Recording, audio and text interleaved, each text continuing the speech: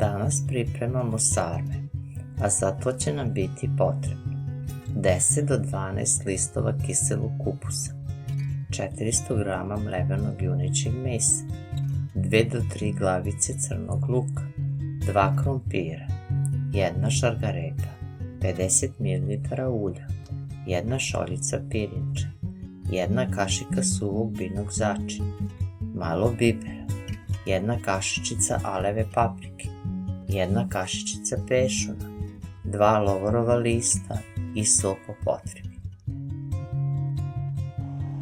U ključalu vodu stavimo pirinač da se na pola skuva. Očišćene glavice luka sitno iseckamo.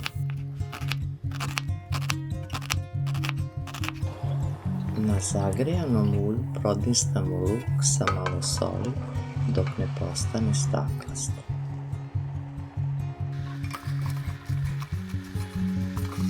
Dodajemo mleveno meso da se proprži vodeći računa da ne ostanu grudice. Smesu začinimo sa biberom, mlevenom alevom paprikom i suvim biljnim začinom.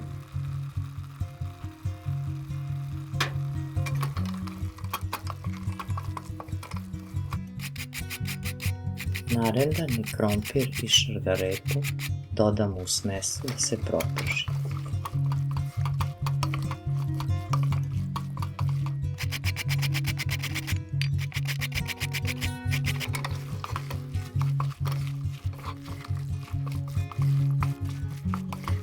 Na kraju dodajemo pirinač koji smo odcedili i peršunov list.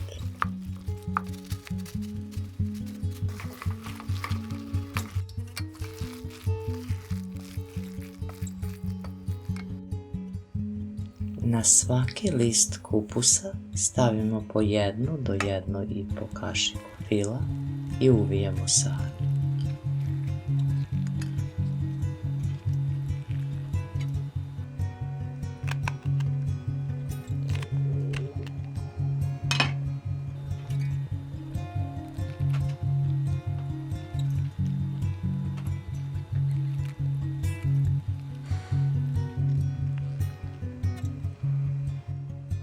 Sarme uvijamo na neki od ova 3 načina koji vama odgovara.